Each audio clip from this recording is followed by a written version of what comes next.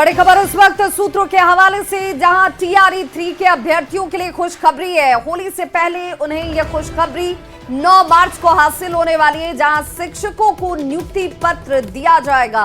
गांधी मैदान ऐतिहासिक मैदान और इसी मैदान में मुख्य समारोह का आयोजन। सीएम नीतीश कुमार नियुक्ति पत्र देते नजर आएंगे। सभी जिला मुख्यालय में नियुक्ति पत्र का वितरण किया जाएगा। न्यूज 18 पर इस खबर को प्रमुखता से दिखाए जाने के बाद एक्शन शुरू हुआ, जिसमें एसीएसएस सिद्धार्थ ने सभी जिलों के अधिकारियों को तैयारी के आदेश दिए हैं। कुल 66,000 से ज्यादा अभ्यर्थी इस परीक्षा में पास हुए। उससे पहले रीकाउंसलिंग और बचे रिजल्ट की प्रक्रिया को भी पूर्ण कर दिया जाएगा। प्राइमरी से लेकर +2 तक के शिक्षक अभ्यर्थियों को नियुक्ति पत्र मिलने वाला है। नियुक्ति पत्र के बाद ही ट्रेनिंग के लिए ये सभी शिक्षक भेजे जाएंगे। और चैंपियंस ट्रॉफी में आज भारत का मुकाबला पाकिस्तान से होना है। इस क्रिकेट मैच को लेकर क्रिकेट प्रेमियों में गजब का उत्साह है। लोगों को इंडियन टीम के बेहतर प्रदर्शन की उम्मीद तो है ही, साथ ही साथ इंडिया के रिकॉर्ड को देखते हुए जीत की भी उम्मीद कर रहे हैं। क्रिकेट प्रेमी कोई मौका चूकना नहीं चाहते, लिहाजा भगवान को भी मनाने में जुटे हैं। पटना में इसके लिए जगह जगह पूजा अर्चना कराई जा रही है। क्रिकेट खिलाड़ी हो या क्रिकेट प्रेमी, सभी भारतीय क्रिकेट टीम की जीत सुनिश्चित करने के लिए ईश्वर से प्रार्थना कर रहे हैं। तो पाकिस्तान से भारत आई सीमा हैदर ने भारत की जीत के लिए ईश्वर से कामना की। सीमा हैदर ने कहा कि हर बार भारत जो है पाकिस्तान को कड़ी शिकस्त देता है। वहीं सीमा हैदर ने भारतीय क्रिकेट टीम की जीत के लिए उन्हें ऑल द बेस्ट कहा। राधे, जय श्री कृष्णा। तो जैसे कि इंडिया और पाकिस्तान का मैच है और आज मेरी परी का बर्थडे भी है, और हम प्रार्थना करते हैं भगवान जी से कि इंडिया मैच जीत जाए, हमारे खिलाड़ी बहुत अच्छा खेलें, और विश्वास भी हम क्योंकि बहुत अच्छा ही खेलेंगे। तो इस प्रार्थना के साथ आप सब लोग भी मैच देखिएगा, हम भी मैच देखेंगे। तो दुआ है भगवान जी से कि हिंदुस्तान हर बार की तरह इस बार भी ये मैच जीत के दिखाए। All the best Indian team, love you all. और आज चैंपियंस ट्रॉफी में भारत और पाकिस्तान के बीच टक्कर होनी है, जिस पर सभी की निगाहें हैं। पटना के क्रिकेट प्रेमी भी मैच शुरू होने का बेसब्री से इंतजार कर रहे हैं। लोग भारतीय टीम के लिए लगातार चीयर अप कर रहे हैं।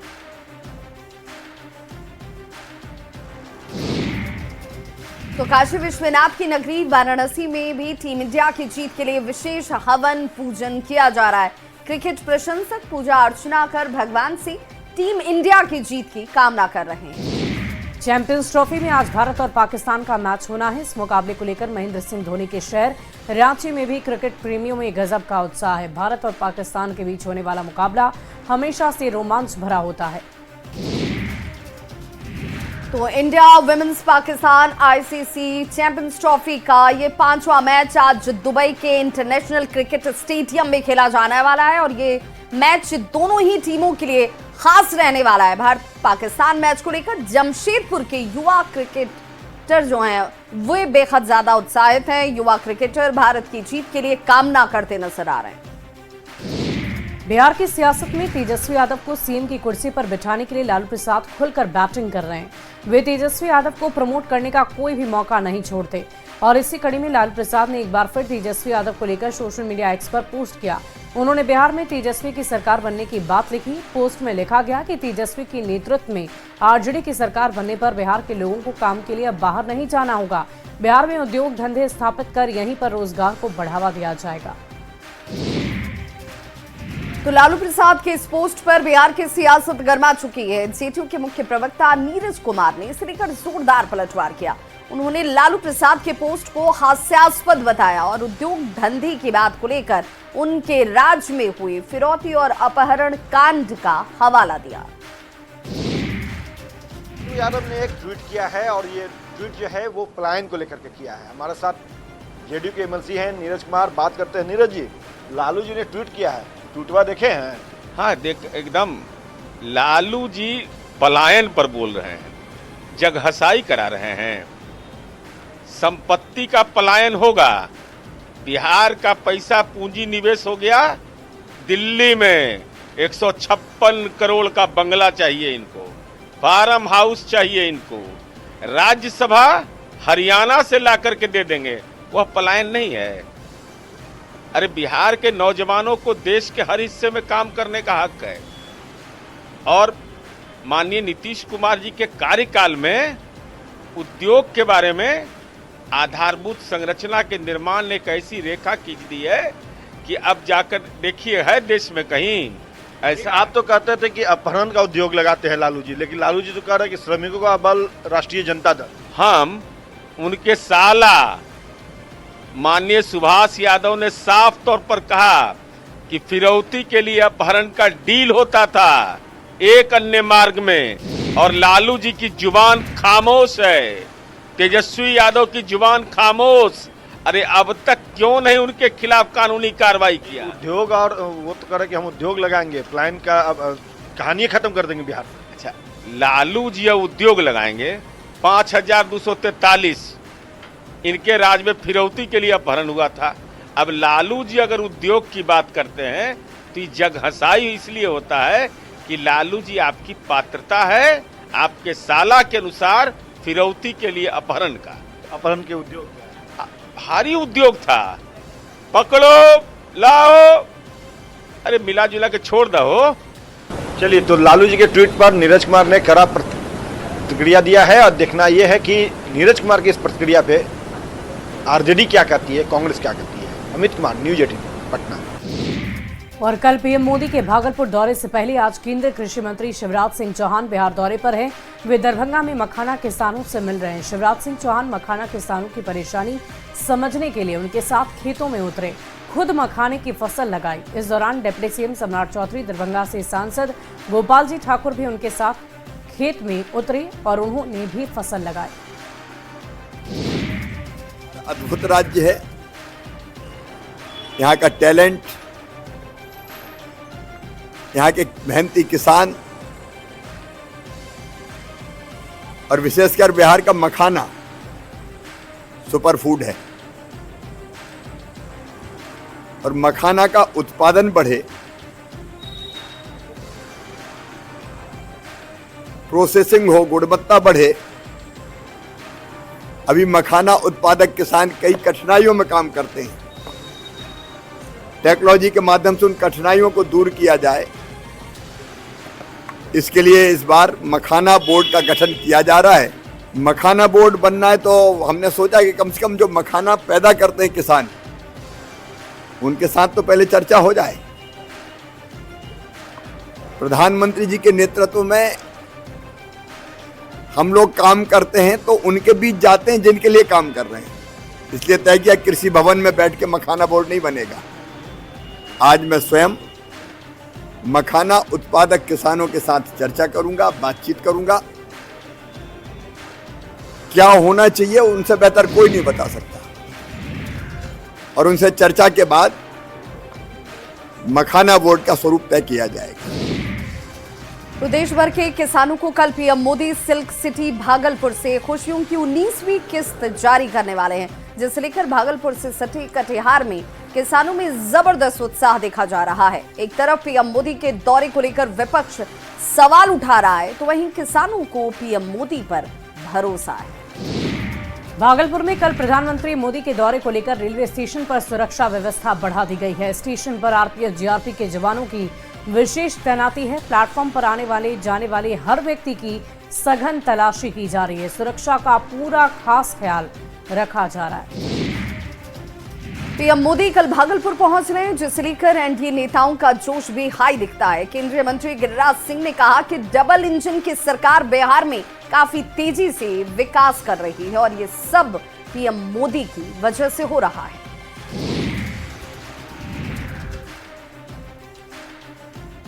बिहार के अंदर सड़क, पुल, पुलिया, गंगा नदी, 17 गो पुल, रिफाइनरी, फर्टिलाइजर, ये सब प्रधानमंत्री के कारण है। इसलिए प्रधानमंत्री आ रहे हैं और निश्चित रूप से डबल इंजन की सरकार आगे भी रहेगी बिहार में।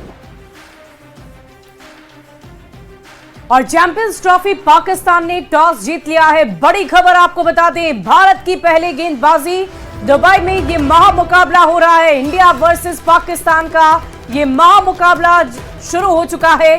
सबसे पहले टॉस पाकिस्तान ने जीता है फिलहाल और भारत पहले गेंदबाजी करेगा, बल्लेबाजी पाकिस्तान की तरफ से की जाएगी। तो चैंपियंस ट्रॉफी से जुड़ी ये बड़ी खबर आपको इस वक्त की बता रहे हैं। भारत पहले गेंदबाजी करेगा, बाद में बैटिंग होगी और पहले पाकिस्तान की तरफ से बल्लेबाजी की जाएगी। तो चैंपियंस ट्रॉफी इस वक्त दुबई में हो रही है और इसी महामुकाबले को लेकर देश भर में उत्साह है और इसी उत्साह के बीच मैच का आगाज हो चुका है। अगली खबर बिहार के अररिया से, जहां एक अनोखा पुल नजर आया। 2.5 करोड़ की लागत से इसे ग्रामीण कार्य विभाग ने बना तो जरूर दिया, लेकिन पुल पर चढ़ने के लिए अप्रोच पथ ही नहीं बनाए गए। जब न्यूज 18 ने ग्रामीण कार्य विभाग के एग्जीक्यूटिव इंजीनियर धनिक लाल मंडल से इसे लेकर सवाल पूछा तो उन्होंने कहा कि पुल के स्पैन बढ़ाने को लेकर विभाग को पत्र लिखा गया है, लेकिन सवाल है कि पुल निर्माण के 10 साल के बाद विभाग अब पुल के स्पैन बढ़ाने की बात क्यों कह रहा है। छपरा से बड़ी खबर है, युवक की घर से बुलाकर हत्या हो गई है। नगरा के रसूलपुर गांव में वारदात हुई, 20 साल के अंकुश सिंह की हत्या कर दी गई। महाकुंभ को लेकर बिहार में सबसे ज्यादा जिस रेलवे स्टेशन की हालत खराब नजर आती है वो है बिहार का आरा, जहां हर दिन भीड़ एक जैसी ही नजर आ रही है। कुंभ के समापन में महज अब कुछ दिन ही बचे हुए हैं, लेकिन अब भी ट्रेनों की हालत जस की तस है। भीड़ ऐसी कि लोग ट्रेन में चढ़ तक नहीं पा रहे। महाकुंभ जाने के लिए इमरजेंसी खिड़की तक से ट्रेन में लोग सवार हो रहे हैं और ऐसा लगता है जैसे आरा स्टेशन पर रेलवे की तमाम व्यवस्थाएं भीड़ के आगे बेकार हो गई हैं। तो प्रयागराज जाने वाले लोगों की भीड़ कम होने का नाम नहीं ले रही। कुंभ के नाम पर लोग कानून को हाथ में ले रहे हैं। रारा रेलवे स्टेशन पर जब भी पैर रखने की जगह अभी तक नहीं है। लोग हर हाल में जैसे तैसे महाकुंभ में जाकर डुबकी लगाना चाहते हैं। इसके लिए चाहे लोगों को जान अपनी जोखिम में क्यों न डालनी पड़े, एक छोटी सी चूक बड़ी दुर्घटना की वजह बन सकती है। तो महाकुंभ के लिए चल रही भीड़ भाड़ के बीच इंसानियत की मिसाल पेश करते आरपीएफ जवान की तस्वीर भी सामने आई। दरअसल ट्रेनों की भीड़ में एक युवक लगभग 1 घंटे से बेहोश पड़ा हुआ था। उसे निकालने की तक की जगह नहीं मिल रही थी। उसकी मां परेशान थी। दानापुर स्टेशन पर गाड़ी जैसे पहुंची वैसे ही आरपीएफ के जवान को मां के रोने की आवाज सुनाई दी और वो देवदूत की तरह जवान जो है वहां पहुंचता है। भीड़ से बेहोशी की हालत में इस युवक को निकाला गया। दानापुर रेल मंडल अस्पताल पहुंचाया गया। डॉक्टरों ने तुरंत इलाज शुरू किया और उसकी जान को बचाया जा सका। युवक सीतामढ़ी के मेजरगंज का रहने वाला सोनू कुमार है। बेहोश कैसे हो गया? मैंने कि भीड़ के भीड़ में बेहोश हो गया था। भीड़ काफी है जी। पहले भी बेहोश होता है? पहले भी बेहोश होता ना नहीं, वहाँ से ठीक से चला है। तो कौन लाए कौन यहाँ आपको? कहाँ पर? हॉस्पिटल में पुलिस। पुलिस। तेलंगाना के नागरकुरनूल जिले में बड़ा हादसा हुआ। श्रीशैलम सुरंग नहर के निर्माणाधीन हिस्से का एक हिस्सा ढह गया। कम से कम 8 श्रमिक फंसे होने की आशंका जताई जा रही है, जिनमें से 4 मजदूर झारखंड के हैं। ये सभी चारों मजदूर गुमला के रहने वाले हैं। आपको बता दें कि हादसे के बाद सुरंग में बचाव अभियान लगातार किया जा रहा है। तेजी से सेना को बुलाया गया है ताकि जल्द से जल्द रेस्क्यू ऑपरेशन पूरा किया जा सके।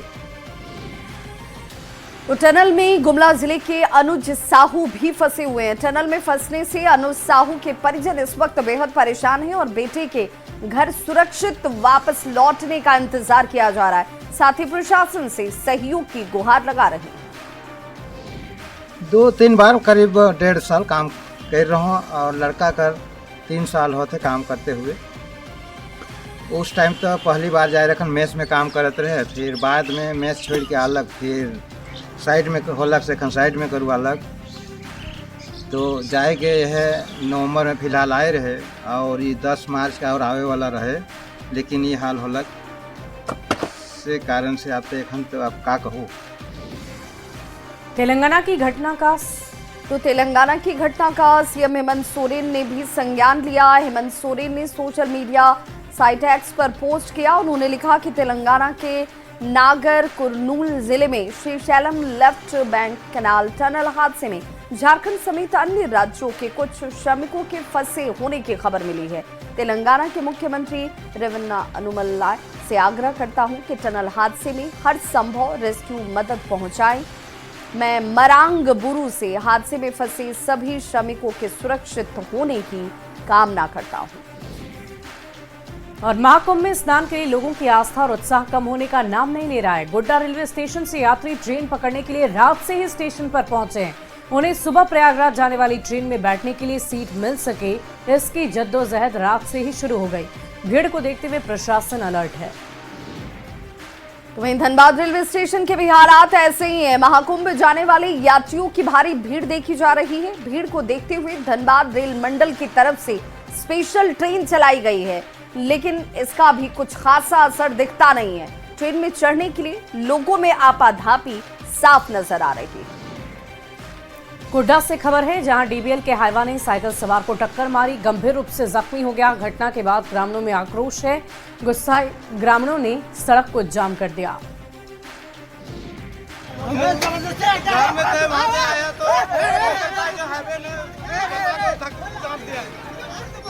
कहाँ से जा रहे थे पापा? डीबीएल का हाइवा है। हाँ। ये हाईवे रोड का काम होता है। एक साइकिल वाले को धक्का मार दिया, पूरा पैर चूर कर दिया और भाग गया ड्राइवर गाड़ी छोड़।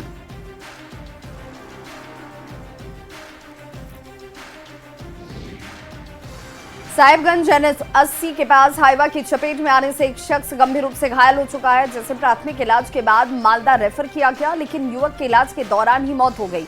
घटना से गुस्साए लोगों ने राजमहल मेन रोड को घंटों जाम किया। ओवरलोडेड गाड़ियों की आवाजाही पर रोक लगाने की मांग की गई। हालांकि मौके पर पहुंची पुलिस प्रशासन की टीम ने लोगों को समझा बुझाकर इस जाम को हटवाया। हजारीबाग के कोरो थाना क्षेत्र के दीपू गड्ढा में एक घर को चोरों ने निशाना बनाया।